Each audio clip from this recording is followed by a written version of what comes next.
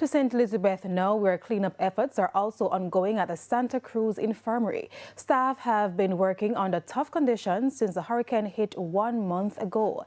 But teams from the local government ministry, along with parish workers, essential service agencies and community volunteers, gathered at the facility to begin the cleanup to help make staff and wards more comfortable. So what we are doing today is to do some help to clean up the debris.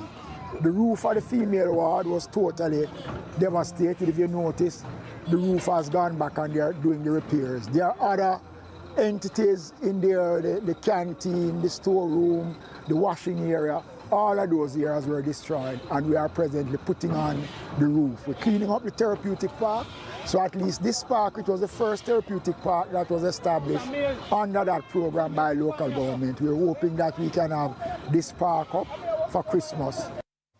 Bianca Mitchell-Smith is a matron at the facility. Talk to us about how the residents is here now. They're definitely not hopeless because every week and day by day they're seeing the positive changes here at the infirmary. They are happy to see persons coming out and know that, it's not just the staff here at the infirmary that loves and cares for them, but other persons in the community, in the vicinity. The ministry also cares for them. The local government minister, Desmond McKenzie, explained that the team will need several more days on the ground to fully understand the extent of the damage. He also noted that repair works are already scheduled for facilities in other affected parishes.